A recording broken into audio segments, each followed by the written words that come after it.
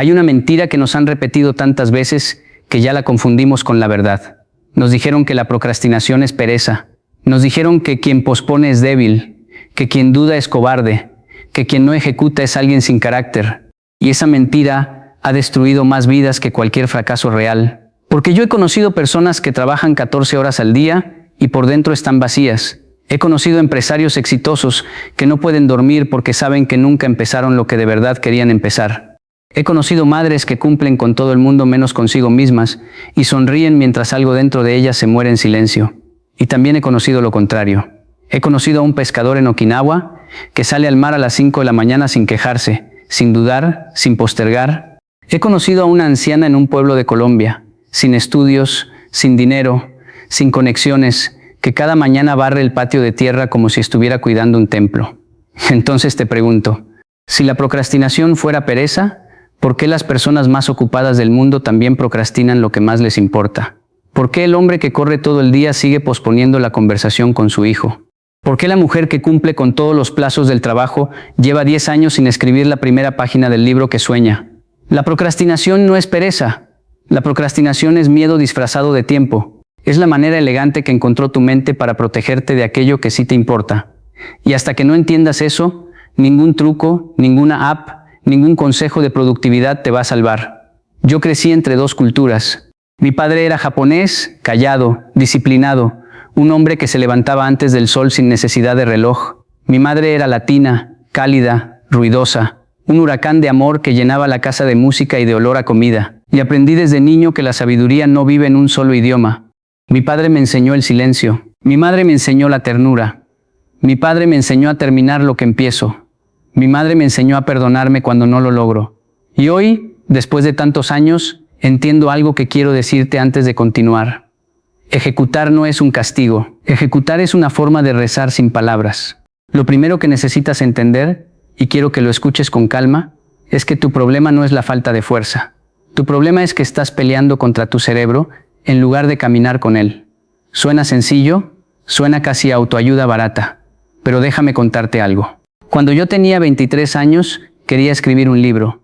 Cada noche me sentaba frente a una hoja en blanco en la cocina de mi madre, con una taza de té verde enfriándose al lado y el ruido de la nevera vieja como única compañía. Y cada noche me levantaba sin haber escrito una sola palabra. La hoja me parecía un océano, el libro me parecía una montaña, y yo, un niño con una linterna, tratando de iluminar todo el bosque a la vez. Un día mi padre entró a la cocina. Me vio ahí, con los ojos cansados, con la mano temblando sobre el lápiz. No me regañó. No me dijo que era un flojo. Se sentó frente a mí en la silla de madera que crujía siempre igual. Se sirvió un poco de té y me miró con esa calma que solo tienen los hombres que ya no le temen al silencio. Y me dijo, hijo, nadie sube una montaña de un salto.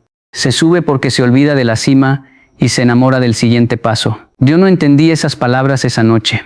Tardé 15 años en entenderlas. Porque en Japón existe una palabra antigua, una palabra que se pronuncia kaizen y que se escribe con 2 ideogramas.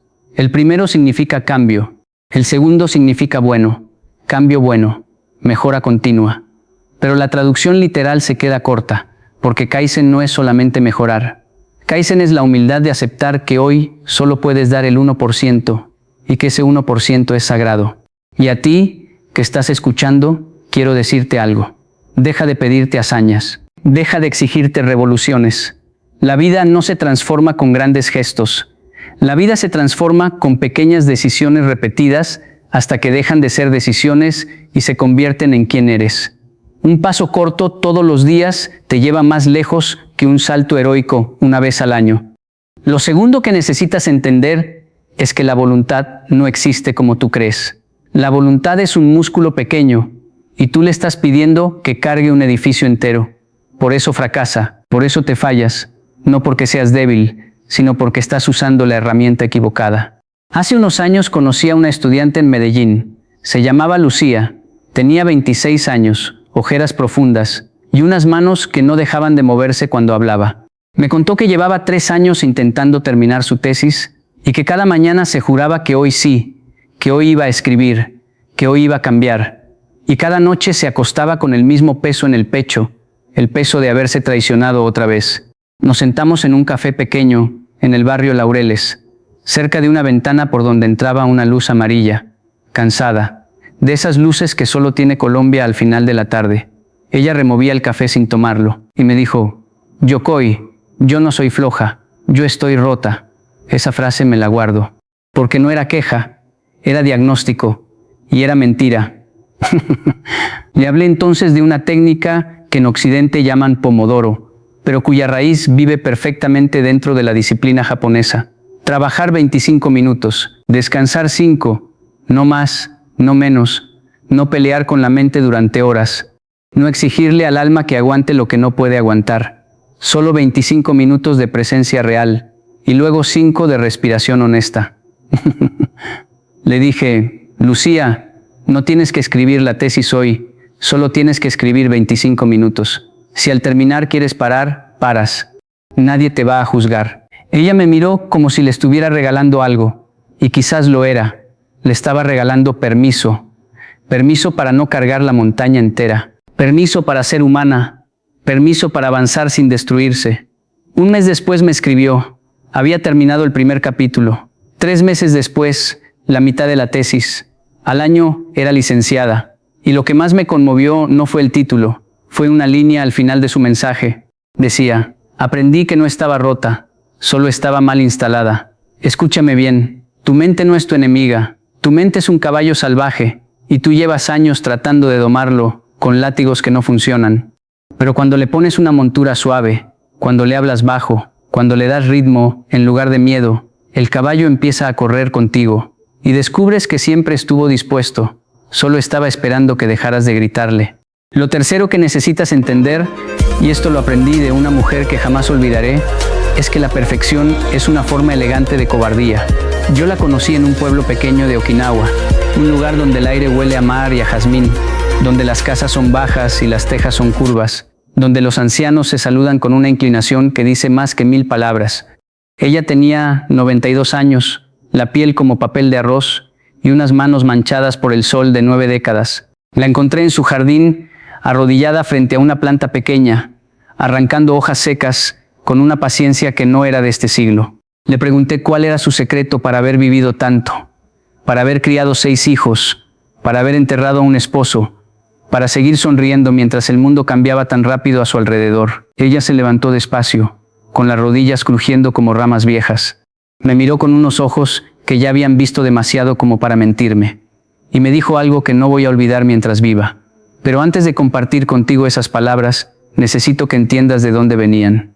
Necesito que entiendas quién era esa mujer, qué había perdido, qué había cargado, y por qué lo que me dijo ese día, en ese jardín, con el sonido del viento moviendo las hojas de bambú detrás de nosotros, se convirtió en la brújula que todavía hoy uso para no perderme. Y eso, con calma, te lo voy a contar en un momento. Ella se acomodó el pañuelo sobre la cabeza, con esa lentitud sagrada de quien ya no le debe prisa a nadie, y me dijo: muchacho, yo llegué hasta aquí porque nunca esperé estar completa para empezar a vivir. Empecé rota, empecé cansada, empecé con miedo, pero empecé. Y luego añadió una frase que me atravesó como una aguja fina. Me dijo: el jardín no se cuida esperando que salga el sol perfecto, se cuida con el sol que hay. Yo tardé años en digerir esas palabras, porque en Japón, en la isla de Okinawa, donde vive la gente más longeva del planeta, existe un principio antiguo que se llama Hara Hachibu. Literalmente significa vientre 8 partes. Es la costumbre de comer solo hasta estar 80% lleno. Pero ese principio no es solamente sobre la comida, es una filosofía completa sobre cómo caminar por la vida. Es aceptar que el 80% entregado es infinitamente más sagrado que el 100% imaginado. Y a ti, que llevas años esperando el momento perfecto, quiero decirte esto: ese momento no existe. Ese momento es una promesa que tu miedo te hace todas las mañanas para que no arriesgues nada. La perfección es la trampa más elegante que se inventó el corazón humano para no exponerse, porque mientras persigues lo perfecto, no fracasas, pero tampoco vives. Entrega el 80%, públicalo, envíalo, dilo, comienza, porque un libro imperfecto que existe cambia vidas. Un libro perfecto que solo vive en tu cabeza no cambia ni la tuya. Lo cuarto que necesitas entender es más sutil, y por eso casi nadie lo enseña. Muchas veces no procrastinas porque la tarea sea difícil. Procrastinas porque la tarea se volvió invisible para ti. La haces con los ojos cerrados, la haces sin alma, y tu cuerpo, que es más sabio que tu mente, se revela.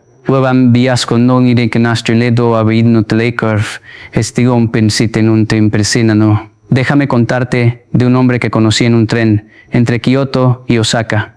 Yo iba de pie, cerca de la ventana, mirando cómo los arrozales pasaban como sábanas verdes bajo la lluvia. A mi lado había un anciano vestido con un traje gris impecable, un maletín viejo entre los pies y un cuaderno pequeño en las manos. Escribía con una lentitud casi ceremonial. Me le pregunté qué escribía. Él sonrió con la sonrisa tímida de los japoneses mayores, esa sonrisa que pide perdón antes de hablar. Me contó que llevaba 42 años trabajando como contador en la misma empresa, 42 años haciendo lo mismo, 42 años sumando números de otras personas. Yo le pregunté cómo hacía para no odiar su trabajo, cómo hacía para no procrastinar cada mañana, cómo hacía para no huir. Me le pregunté mid. Él dejó el lápiz sobre el cuaderno, miró la lluvia y me dijo, cada mañana, cuando abro la primera hoja del día, hago como si nunca hubiera visto un número. Hago como si fuera un niño encontrando algo por primera vez. Y así los números dejan de ser números, se vuelven historias. Me le pregunté qué escribía. Literalmente significa mente de principiante. Es la práctica de aproximarse a lo cotidiano como si fuera nuevo. De ver la taza de té de esta mañana como si fuera la primera taza de té de tu vida. De escuchar a tu esposa como si la estuvieras conociendo. De mirar a tu hijo como si acabara de nacer. Otra vez, hoy. Cuando pierdes Shoshin, procrastinas. Cuando recuperas Shoshin, la vida vuelve a arder, porque no es la tarea la que se apagó. Eres tú el que dejó de mirarla. Y a ti, que sientes que tu vida se volvió repetición, que tu trabajo se volvió condena, que tus días se volvieron iguales, quiero decirte algo. No necesitas cambiar de vida, necesitas cambiar de ojos. Lo quinto que necesitas entender es lo más incómodo de todo, y por eso lo dejo casi al final. La procrastinación muchas veces no vive en tu agenda, vive en tu billetera. Yo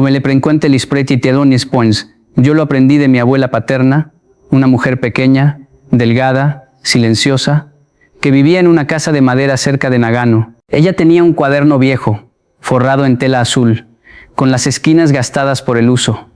Cada noche, antes de dormir, se sentaba junto a una lámpara de aceite, abría el cuaderno y anotaba cada moneda que había gastado ese día, cada una, la sal, el arroz, el pescado, el hilo para remendar el kimono, todo.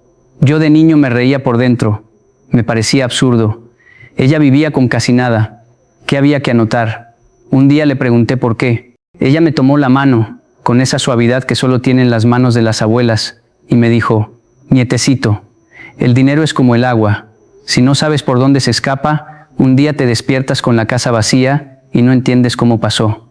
Esa práctica de mi abuela tiene un nombre, y existe en Japón desde el año 1904, cuando una periodista llamada Hani Motoko la popularizó por primera vez. Se llama Kakeibo.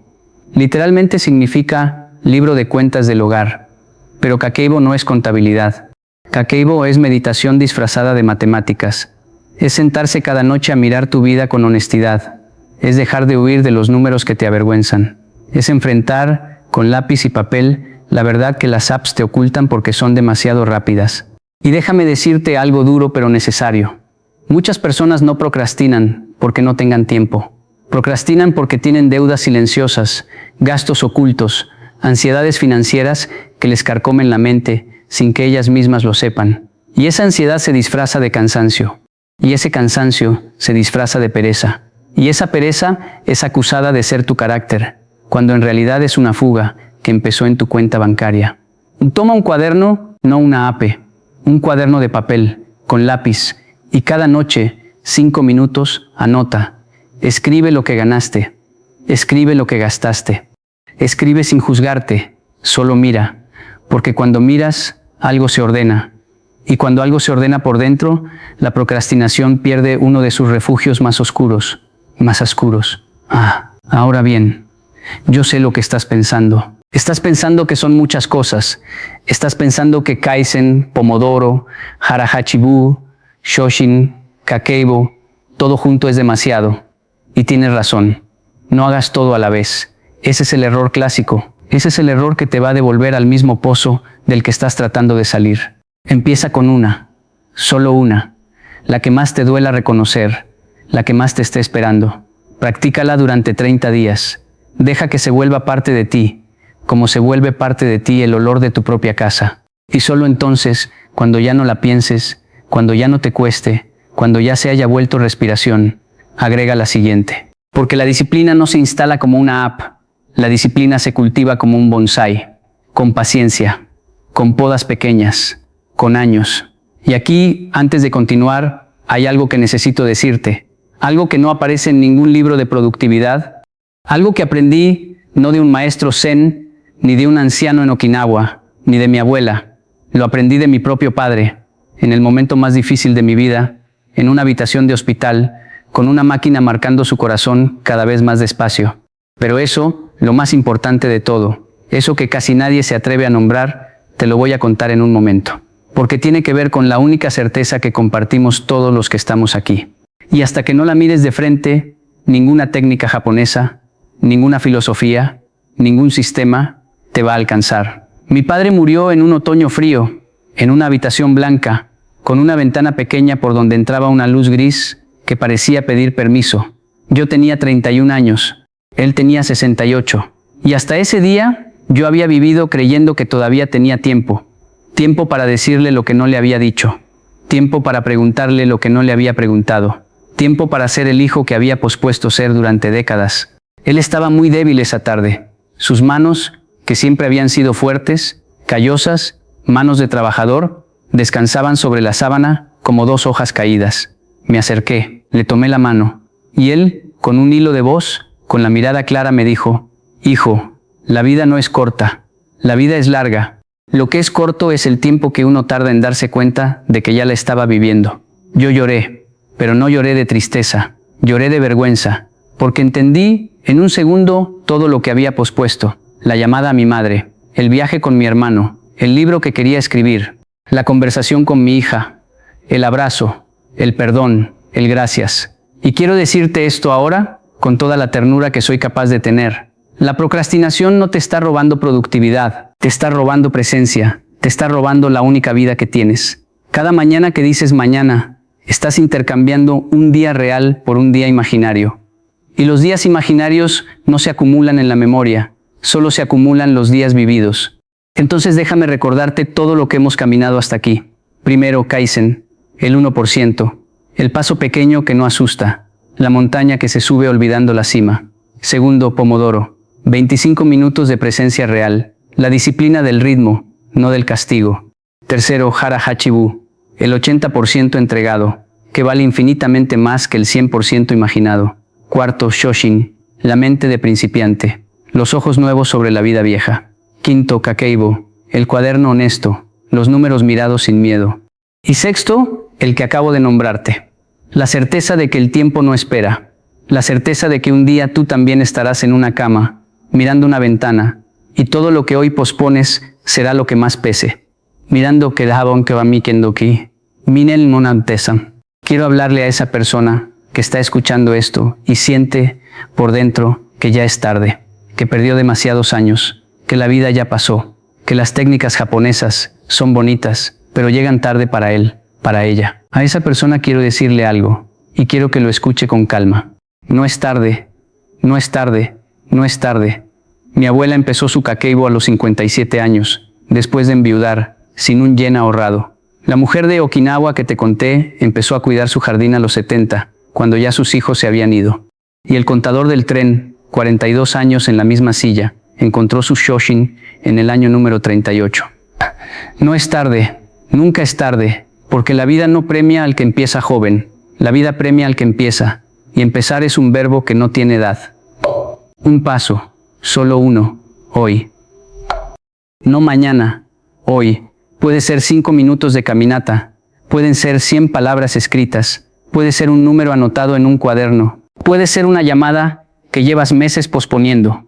Un paso, solo uno. Mañana, otro. Y así, sin darte cuenta, un día vas a mirar atrás y no vas a reconocer a la persona que eras. No porque hayas cambiado de golpe, sino porque cambiaste sin apuros, como cambian los árboles. Y a propósito de árboles, quiero dejarte con una imagen. Quiero que la veas conmigo, despacio. Imagina un cerezo viejo, en un patio de tierra, en un pueblo pequeño de Japón. El tronco tiene grietas, marcas del tiempo, cicatrices de tormentas que sobrevivió. Sus raíces están profundas, aferradas a un suelo que conoce de memoria, y en primavera, ese árbol florece. No florece rápido, no florece completo en un día, florece flor por flor, rama por rama, con esa paciencia terca que solo tienen los seres que confían en su propio tiempo. Al pie de ese cerezo hay una silla de madera, y en esa silla, cada mañana, se sienta un hombre viejo. Es el mismo hombre que un día me dijo, en una cocina, con una taza de té enfriándose, que nadie sube una montaña de un salto. Es mi padre. En mi memoria, sigue ahí, sentado, mirando florecer al árbol, sin prisa, sin culpa, sin postergar nada, porque ya lo entendió todo. Y a ti, que llegaste hasta aquí, quiero decirte una última cosa. No necesitas convertirte en otro, no necesitas volverte japonés, ni disciplinado, ni perfecto, ni distinto. Solo necesitas sentarte cada mañana frente a tu propio cerezo interior, regarlo con un 1%, podarlo con 25 minutos, aceptarlo al 80%, mirarlo con ojos nuevos, cuidar el suelo donde crece y saber, con humildad, que un día ese árbol también va a florecer. Porque la procrastinación no se derrota, la procrastinación se despide el día en que dejas de pelear contra ella y empiezas, en silencio, a construir algo tan pequeño y tan tuyo, que ya no queda espacio para posponer. Ejecutar no es un castigo. Ejecutar es una forma de rezar sin palabras. Y hoy, si escuchas con el corazón, ya empezaste a rezar.